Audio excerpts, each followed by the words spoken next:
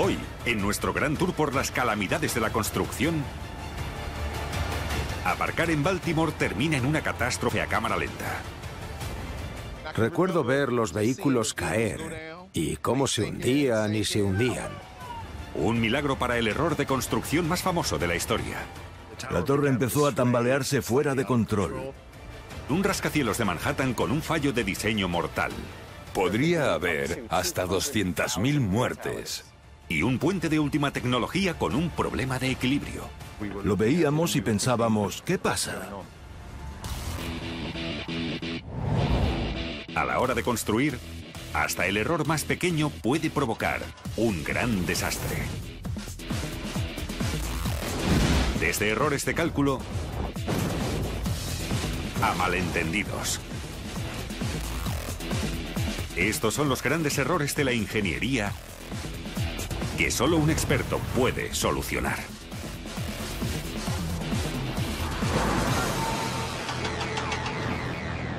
Grandes errores de la ingeniería.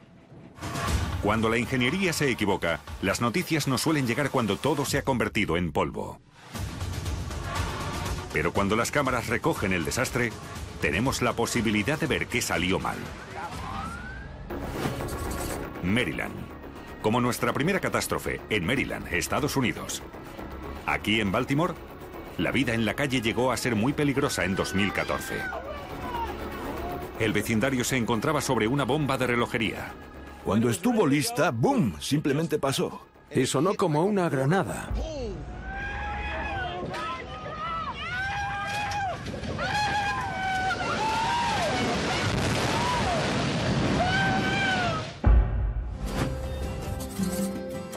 Baltimore. Esta antigua ciudad portuaria tiene cerca de 300 años. Casi una tercera parte de sus edificios están registrados como históricos, más que en cualquier otra ciudad de los Estados Unidos. Baltimore es una de las ciudades más antiguas de los Estados Unidos. Hay muchas estructuras que se construyeron hace al menos 100 años y claro, el tiempo pasa factura. Este viejo puerto atlántico siempre necesita unos cuantos cuidados. El mantenimiento de las grandes ciudades supone una labor enorme. Como lo descubrió la comunidad de Charles Village en Drásticamente, un lluvioso día de abril de 2014. Los residentes de la calle 26 Este avisaron de que las viejas grietas de la carretera estaban creciendo rápidamente.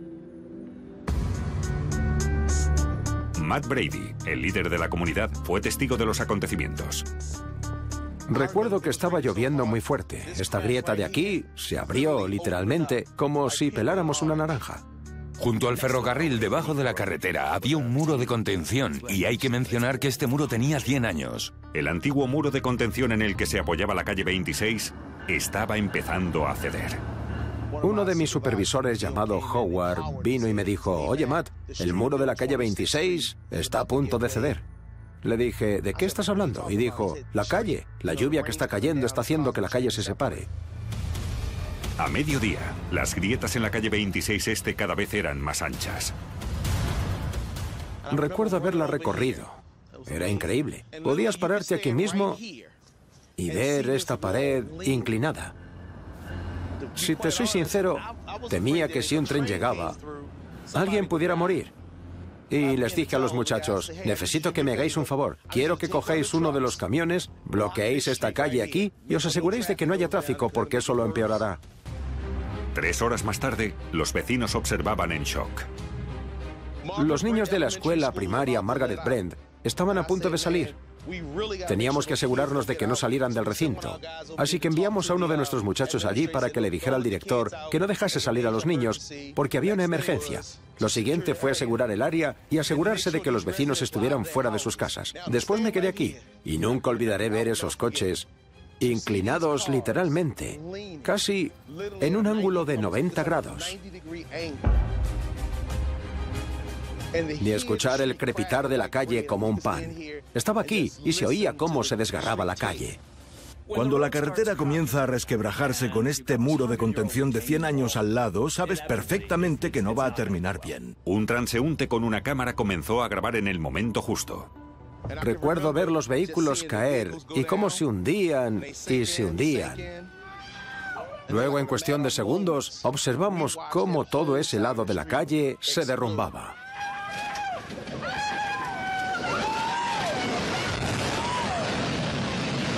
y sonó como una explosión.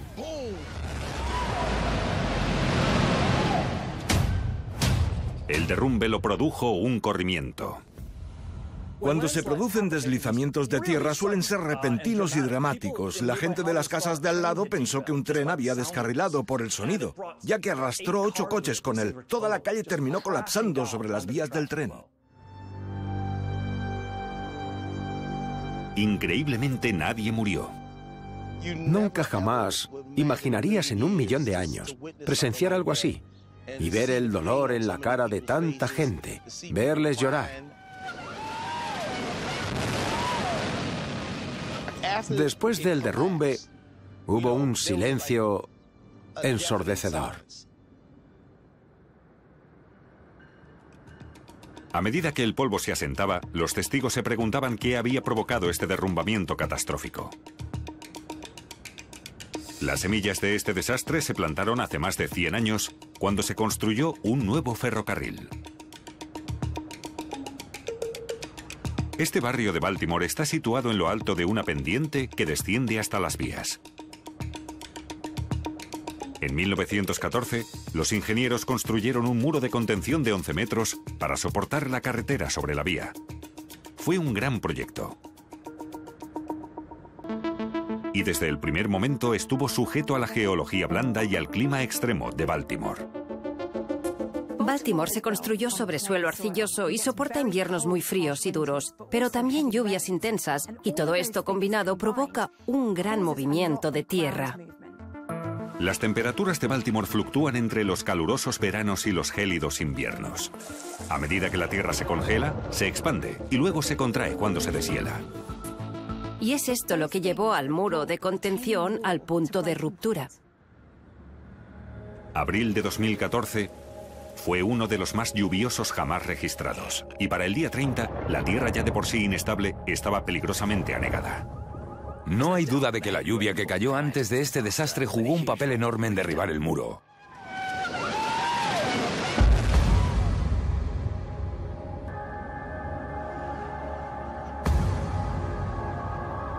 A pesar de que el muro soportó condiciones brutales durante 100 años, al final, todo se debió a un gran error. La ciudad tenía un desastre en sus manos, con una carretera destruida, una línea férrea enterrada y los residentes fuera de sus hogares. Necesitaban desesperada y urgentemente un rescate de ingeniería. Jim Winther fue el director técnico del proyecto a cargo de la reconstrucción. Alrededor de la 1:30 de la mañana, después del incidente, tuvimos que evacuar a todo el mundo y cortamos todos los servicios públicos. Creo que seguía lloviendo. Y en ese momento comprendimos que teníamos que dividir el problema en 4 partes distintas.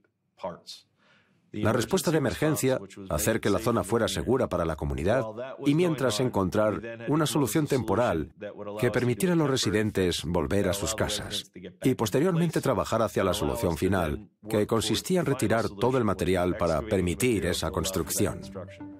Una vez que el equipo de Jim limpiase el lugar, podrían trabajar en un nuevo muro de contención que soportara la carretera. Para crear una base sólida de roca en la tierra blanda, los ingenieros instalaron 65 columnas de hormigón armado. Para mejorar el drenaje, agregaron una capa de arena y grava. Pero no necesitaban solo una solución física. Las reglas se cambiaron para asegurar que esto no volviera a pasar en otra parte de Baltimore. Si hubo algo positivo en esto es que ahora hay un departamento responsable de supervisar el movimiento de tierra y observar su impacto en las estructuras de Baltimore. Una alerta a tiempo podría ser la diferencia entre la vida y la muerte. El geofísico Colin Davinsky es parte del nuevo Departamento de Supervisión del Terreno de Baltimore. Colin y su equipo utilizan tecnología punta para probar la debilidad del terreno. A menudo pedimos exploraciones con el radar de penetración terrestre en zonas en las que no estamos seguros si existe la presencia de una anomalía o un vacío debajo del nivel de la calle. Muchas veces la acera o la carretera realmente no se derrumban, aunque haya algo debajo durante un largo periodo de tiempo. Así que este equipo, básicamente, es nuestra vista bajo tierra. Mientras tanto, Jeff Basford comprueba el movimiento de tierra bajando por una pendiente un monitor de detección dentro de una perforación junto a una pared. Con el paso del tiempo, los resultados revelan si el agujero de perforación está cambiando en un terreno inestable. Bajaremos esta sonda a la base de nuestra pared. Llevaremos nuestro sensor aquí y tomaremos una lectura inicial. Ahora lo levantaré en incrementos definidos de unos 30 centímetros cada vez y tomaré una segunda lectura y lo haré sucesivamente hasta llegar a la parte superior de la pared. Durante un periodo de semanas podemos hacer un gráfico, de modo que lo que estamos viendo aquí es la profundidad de la sonda que va bajando y la distancia a la que la sonda está fuera del eje.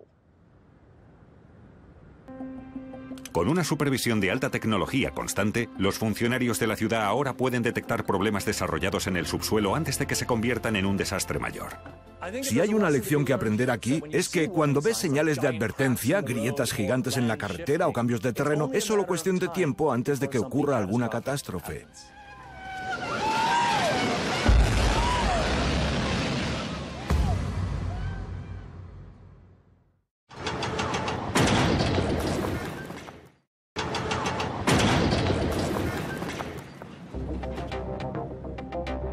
Los desastres de la construcción pueden pillarnos por sorpresa, sin avisar.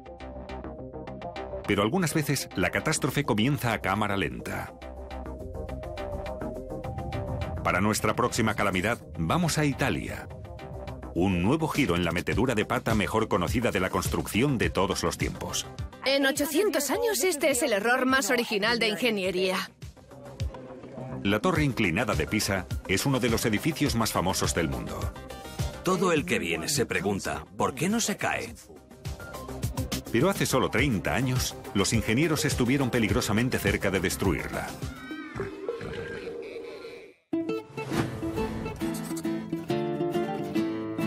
Pisa, en el siglo XII, era una gran potencia naval. Los pisanos se hicieron ricos rápidamente asaltando Sicilia y querían mostrarle al mundo lo importantes que eran. Siglos más tarde todavía vemos lo importantes que son, pero no del modo que querían. En 1173, los pisanos comenzaron a construir una torre campanario ornamentada para su catedral. Nadie había construido nada tan ambicioso en la zona, y las cosas empezaron a ir mal rápidamente. Como explica Chiara Celli, guía turística. Unos años después de iniciar la construcción, cuando llegaron al tercer piso, la torre comenzó a inclinarse y se suponía que no debía inclinarse en absoluto. Aquello era un gran problema. La torre se estaba hundiendo por uno de sus lados. Pero en vez de parar la construcción, continuaron haciéndola más alta. Pero como la torre estaba ligeramente inclinada hacia una dirección, el segundo arquitecto hizo que los siguientes niveles se inclinaran ligeramente en sentido opuesto.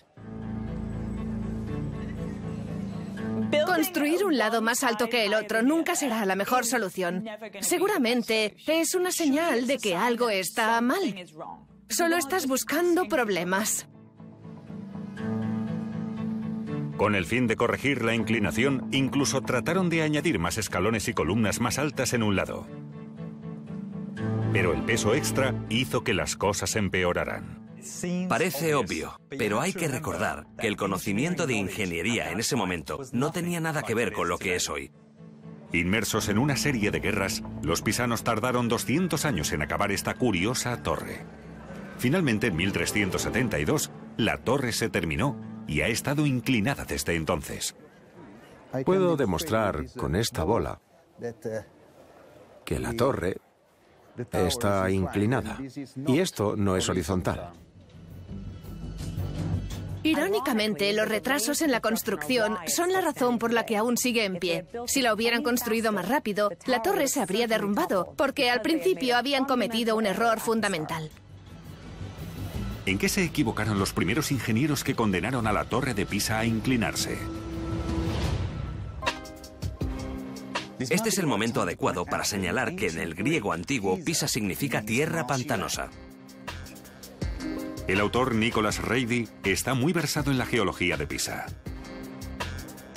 La mayor parte del terreno en Pisa es esencialmente una antigua ciénaga. un antiguo pantano, y el subsuelo en Pisa es extremadamente inseguro y delicado, y no puede soportar cargas pesadas. El suelo arenoso y empapado no es para nada ideal para torres altas y pesadas, a menos que tengan bases sólidas. Esta es la raíz del problema de Pisa. Los cimientos de la torre no son nada sólidos. Los casi 57 metros de alto de la torre se asientan solo sobre unos 3 metros de profundidad en un entorno de suelo mojado. No hay nada cerca lo suficientemente fuerte o estable para una pila de piedras de 14.500 toneladas. Es como construir una torre alta sobre una esponja. Solo puede subir hasta que comience a inclinarse. Es un milagro que no se haya derrumbado. La inclinación de la torre era suficiente para alarmar a los espectadores, pero no lo suficiente para que se derrumbase. El error original se produjo al principio de la construcción, pero la torre sobrevivió a los siglos. Sin embargo, solo hace unas décadas, los ingenieros estuvieron muy cerca de poner a la torre al borde del desastre de una vez por todas. La mayoría de los intentos han fracasado, y quienes más quisieron salvar la torre son realmente aquellos que casi contribuyeron a derribarla. Una de las intervenciones más brutales en la torre fue dirigida por Mussolini, y esa intervención fue tan brutal como la política fascista. Tuvo la idea de perforar 361 agujeros en la cimentación y bombear 90 toneladas de cemento. Cabe decir que Mussolini también era dueño de la fábrica de cemento. La torre comenzó a tambalearse fuera de control, pero siempre logró estabilizarse.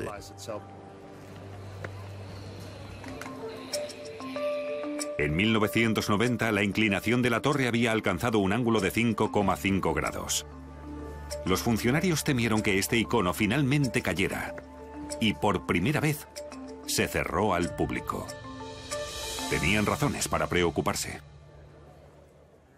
Ahora muchos edificios antiguos se inclinan, pero la torre inclinada de Pisa parece que está desafiando la ley de la física. Y eso tiene que ver con su centro de masas, que está justo aquí. Los expertos calculan que el centro de masas de la torre está en el 4º piso. Mientras esto se sitúe sobre la base del edificio, se mantendrá. Pero si se mueve fuera de esa zona, el desastre será inminente. Los cálculos muestran que cuando la torre tenía una inclinación de aproximadamente 5,44 grados, debería haberse derrumbado. En 1990 ya estaba en 5,5. Debería haber caído. Nadie sabe por qué no se derrumbó. Con tantos esfuerzos a lo largo de los siglos, los cálculos de la inclinación se han vuelto confusos. Para empeorar las cosas, la inclinación compite con un problema oculto en las paredes que podría hacer que la torre cayera antes de que la inclinación termine venciendo. El mayor peligro para la torre de Pisa no ha sido que simplemente se caiga por su peso. También hay otros peligros, uno de los cuales es la increíble cantidad de estrés que se produce en ciertas áreas de la torre debido al peso de esta. La inclinación tensa las paredes, lo que puede ser devastador en una estructura construida en piedra sólida. Pero aunque parecen sólidas, las paredes están llenas de una mezcla aleatoria de materiales de construcción, haciéndolas menos robustas. Preocupaba mucho que la torre terminase por estallar o implosionar, en lugar de derrumbarse. No solo la torre pudo haber caído, sino que también podría haber explotado en cualquier punto. Es increíble que siga en pie. De nuevo en 1990, el icono amenazaba con caerse. Los mejores ingenieros del mundo se apresuraron a salvarlo, con resultados casi catastróficos. Lo primero que hicieron fue perforar agujeros, 40 metros en el lecho de roca, e introdujeron cables de acero para estabilizar la torre. Para hacer eso y no tener todo el terreno inundado de agua, lo que tenían que hacer era bombear esos agujeros con nitrógeno líquido. Cuando congelas el suelo, también estás congelando el agua que contiene, y cuando el agua se congela, se expande. Y cuando el agua se descongeló, el terreno se contrajo, haciendo que la torre se balanceara y se hundiera tanto en una noche como en el año anterior. Una vez más, este icono estaba cerca del desastre. ¿Podrían los ingenieros salvar finalmente la majestuosa torre? El equipo lo aseguró con cables para evitar el desastre y regresó a la mesa de dibujo. Llegaron a una solución que esperaban que finalmente evitase que el edificio se hundiera aún más. La mayoría de las soluciones intentaron ayudar a soportar la estructura, pero esto solo presionó más el suelo, empeorando el problema. Al final, los ingeniosos ingenieros dejaron que la gravedad ayudara. Tenían que comenzar básicamente a cavar, a perforar el suelo y comenzaron a remover muy lentamente la arena y la arcilla, creando una colina de arcilla muy cerca de aquí, y la torre comenzó a inclinarse un poco menos. Seguía inclinada, pero como lo estaba hace 2 siglos. Cavar bajo la torre resultó ser una idea brillante. Redujo la inclinación en aproximadamente un 10%, lo que, aunque no suena demasiado, hizo que la torre volviera del borde del abismo. Llevó más de una década completar el arreglo permanente, pero en 2001, la torre se abrió al público. Significativamente, el ángulo se redujo a 4 grados, muy por debajo del límite de 5,44, lo suficiente para evitar un derrumbamiento por ahora. En cierto modo, el hecho de que la Torre de Pisa se encuentre en el campo de I Miracoli, o el campo de los milagros, me parece que es perfectamente adecuado, porque la torre debería haberse derrumbado hace siglos, y no lo ha hecho. Sigue en pie y lo hará durante 300 años más al menos, y eso de alguna manera es un milagro. Esperemos que tenga razón y la torre siga inclinándose durante cientos de años, pero no demasiado.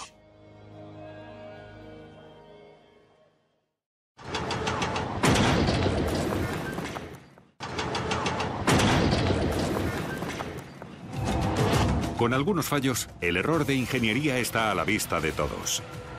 Pero otros errores acechan, como una bomba de relojería que espera el momento de explotar. Ahora nos dirigimos a Nueva York, donde el viento estuvo a punto de echar abajo un rascacielos. Este error suena demasiado increíble para que sea verdad. Esta torre oculta un defecto mortal que podría haber devastado el centro de Manhattan. Podría haber hasta 200.000 muertes. Hasta que una observadora estudiante de ingeniería vio lo que podía pasar. Solo la puerta impidió una auténtica catástrofe.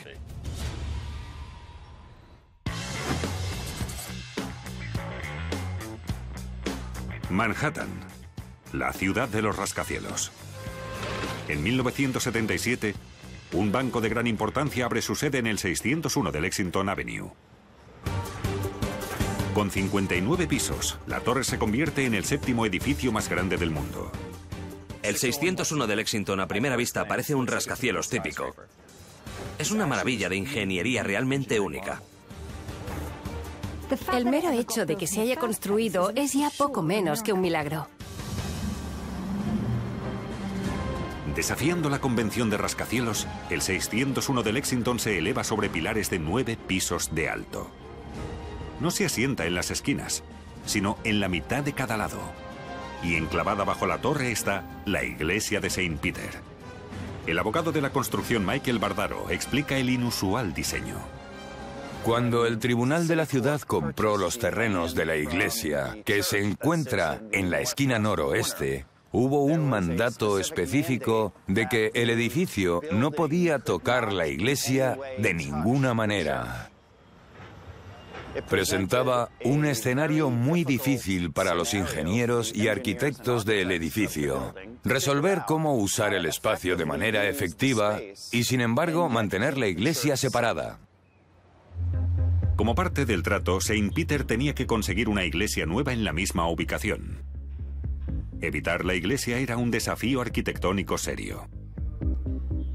Con los astronómicos precios de las propiedades en Manhattan, no podían permitirse usar solo una parte del solar, sino usar todo el terreno. Así, el arquitecto ideó una solución que realmente impulsó los límites de la ingeniería. Increíblemente, el nuevo rascacielos eludió a la iglesia. El diseño es ingenioso. Evitó la iglesia y creó un edificio único. Problema resuelto, ¿verdad? No exactamente.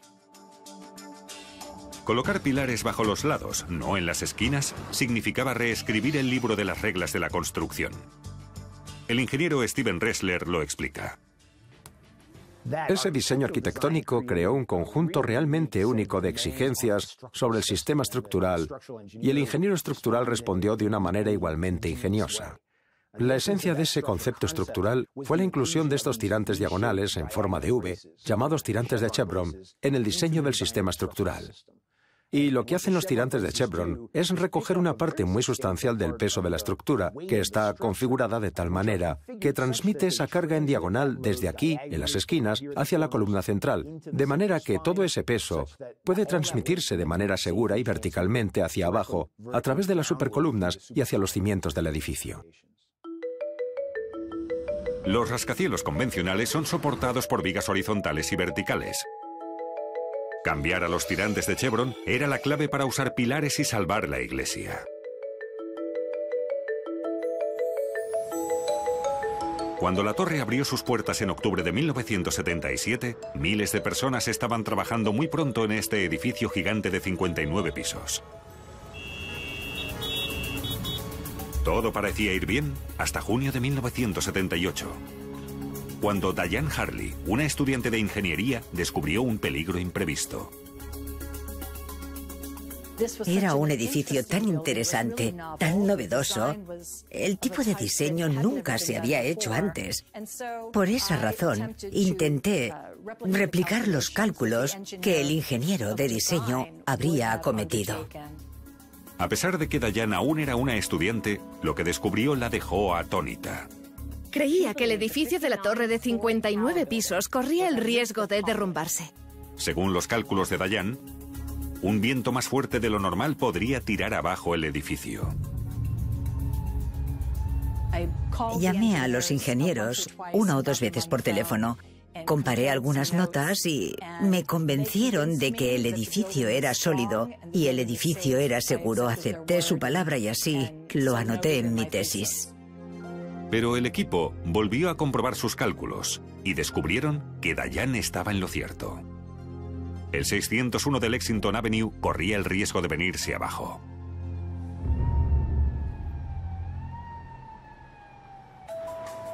Asombrosamente, la torre estaba bajo la amenaza de un peligro inesperado: los fuertes vientos golpeando las esquinas. Los ingenieros crearon una torre que pudiera soportar vientos de hasta 110 kilómetros por hora si golpeaban directamente en los lados, pero no si esos vientos golpeaban en las esquinas. Robert Ratey trabajó con el ingeniero jefe y explica por qué esto no se tuvo en cuenta en el diseño original. En ese momento, los códigos de construcción requerían que las cargas de viento en un edificio se calcularan sobre la base de que el viento golpeara el edificio por completo. Y eso fue lo que hicieron.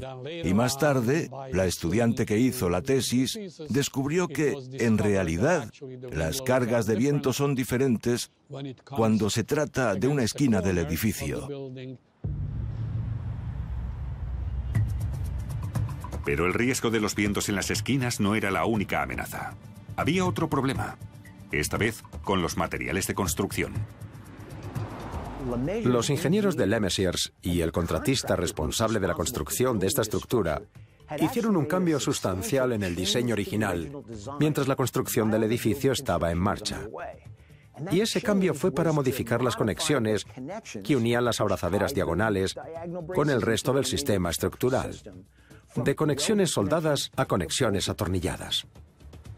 Una soldadura es una pieza que tiene menos puntos de debilidad, no como un perno que contiene muchas partes diferentes. Una soldadura soporta fuerzas mucho mayores que un perno.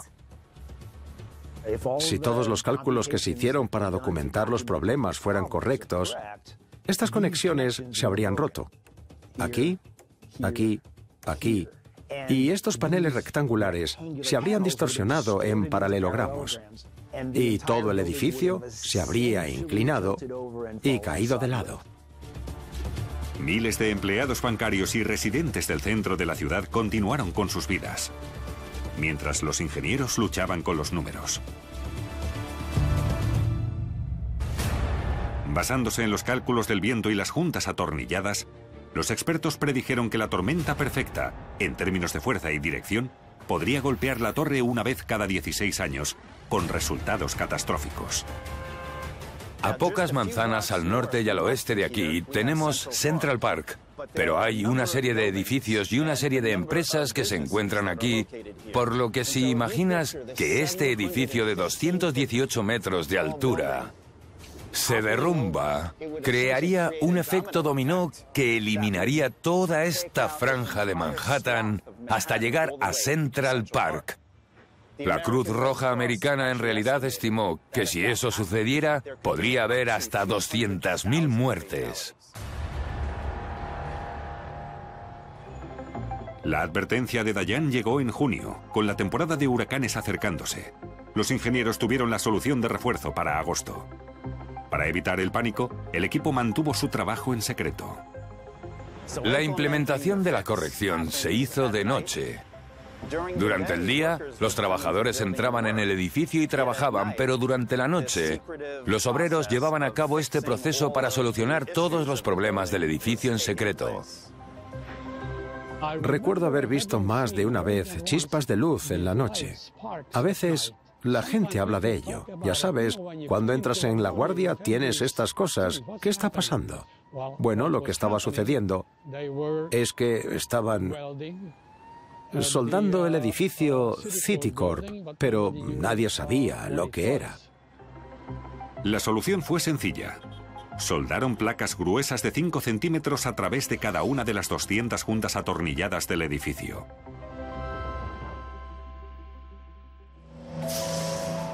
El trabajo de reparación de 3 meses se convirtió en una carrera contrarreloj. El huracán Ela azotaba la costa a su paso.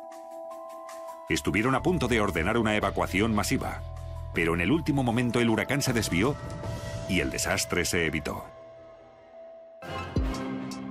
El fallo de diseño y la subsiguiente corrección fue prácticamente desconocida durante casi 20 años, hasta que en 1995 un artículo neoyorquino lo convirtió en material de leyenda. Con un error tan gigantesco, se podría esperar que el ingeniero responsable tuviera muchos problemas. Se ha convertido en una leyenda, la forma en que lo manejó. Él dijo la verdad de una manera muy profesional e inteligente. No solo anunció el problema, sino que dio con una solución. Dayan, la estudiante que llegó al rescate, todavía reflexiona sobre la experiencia. Cuando pienso en el hecho de que mi llamada llevó a alguien a que se diera cuenta de que había un problema tan crítico con el edificio, que si no se hubiera descubierto, podría haber causado una gran catástrofe en la ciudad, es algo alucinante. Y te hace sentir muy humilde. Aquello podía haber terminado en catástrofe, y hasta que Dayan les advirtió, nadie sabía nada al respecto. Cuando intentas algo que nunca se ha hecho antes, hasta los cerebros más grandes a veces se equivocan.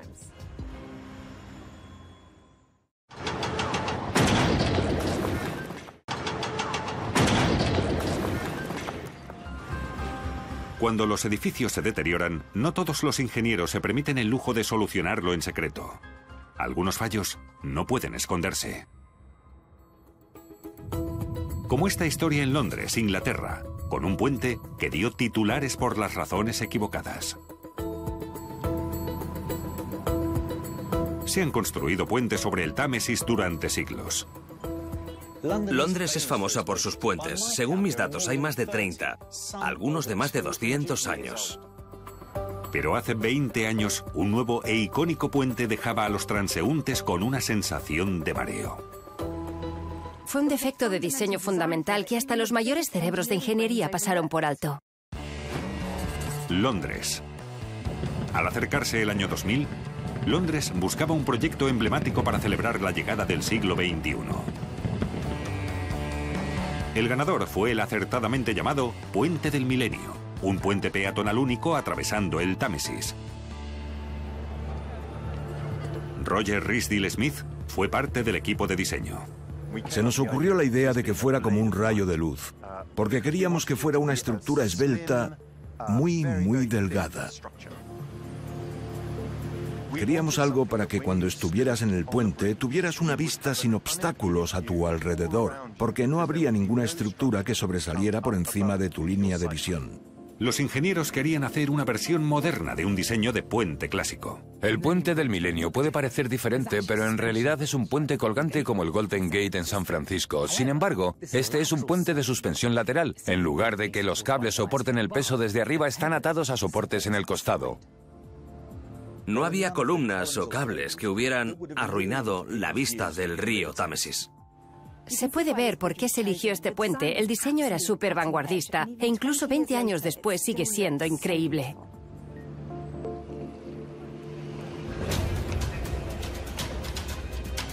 El puente del milenio abrió al público el 10 de junio de 2000. Pero las cosas no fueron como se planearon, ya que comenzó a balancearse drásticamente. Se movía de 50 a 60 milímetros en cada dirección, lo que hacía un desplazamiento total de 100 a 120 milímetros.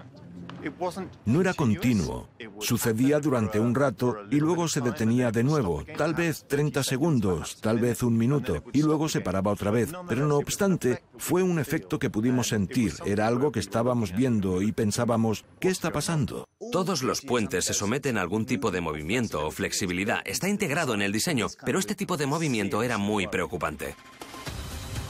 Cuanta más gente cruzaba el puente, más se balanceaba. Cuando el puente se abrió, se llenó de gente. De hecho, calculamos después que alrededor de 100.000 personas cruzaron el puente el primer sábado. Solo 2 días después de la apertura, ante la posibilidad de que alguien saliera herido, se vieron obligados a cerrarlo. Detectar el fallo tan pronto después de su apertura fue noticia en todo el mundo.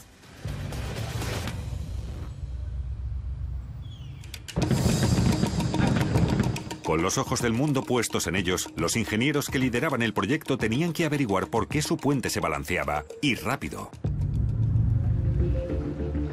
La causa era algo que no habían previsto. Una tormenta perfecta de física e ingeniería, desencadenada por la dinámica de la multitud. La profesora Wanda Lewis es una experta en diseño de puentes. Las personas en el puente, cuando caminan por el puente, no caminan en línea recta, como en la pasarela, como modelos.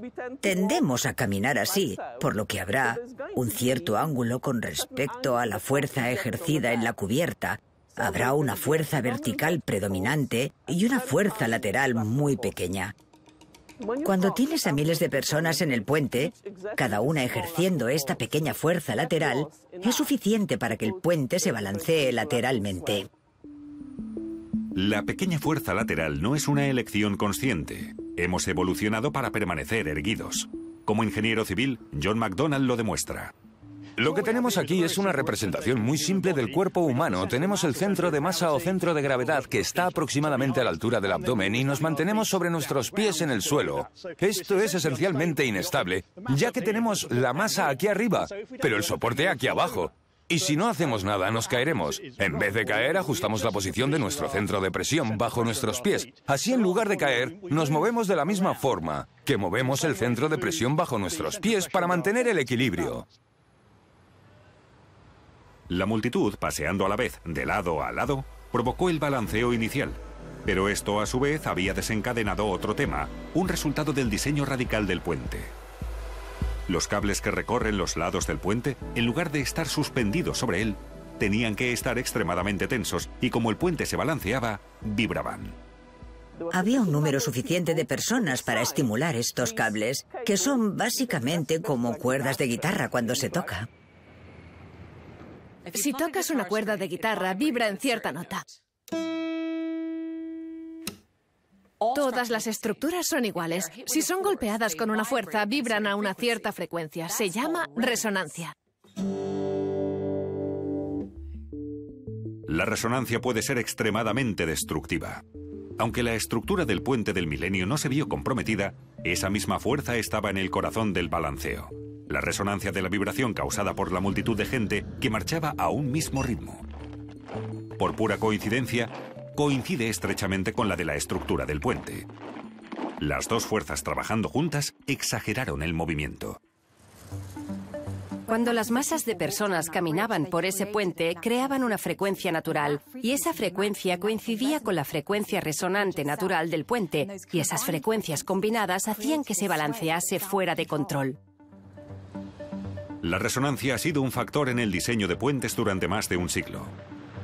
Hace mucho tiempo, los ingenieros del ejército se dieron cuenta de que las tropas marcando un paso hacían temblar los puentes. Pero este diseño lateral tuvo consecuencias imprevistas. Una vez identificado el problema, el equipo estaba desesperado por salvar su reputación y se puso a trabajar en la solución.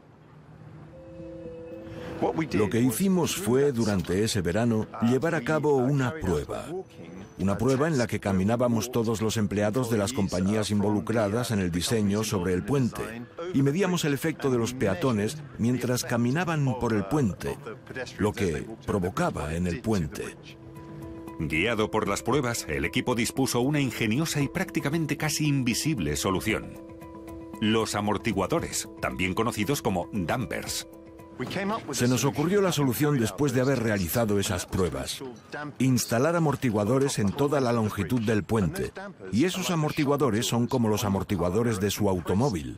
Son un cilindro comprimido de fluido. Un pistón recorre ese fluido y al hacerlo la energía se disipa. Puede ver algunos de ellos aquí, justo al lado del brazo transversal. Eso es un amortiguador. Estos amortiguadores simplemente se mueven muy ligeramente con el movimiento muy leve que el puente tiene ahora, y a medida que se mueven absorben la energía de los viandantes. Eso disipa la energía y evita que el movimiento se desarrolle y se haga más grande. Agregar los amortiguadores era una solución relativamente simple y efectiva para el problema, y mantenía el criterio de diseño de dejar la visión de St. Paul completamente abierta. En febrero de 2002 llevamos a cabo una prueba final con público. La organizamos para 2.000 personas, la prueba más grande de su tipo realizada en un puente. Se caminó sobre el puente y se midieron los movimientos. Esa era sustancialmente la cantidad de personas que necesitábamos. Fue organizada por gente que organiza multitudes de fútbol e hicieron caminar a la gente sobre el puente, las 2.000, y el puente se comportó como se predijo y los movimientos se redujeron. Las pruebas y el arreglo del puente supusieron 1 año y medio. En 2001 se reabrió, estable y libre de sacudidas.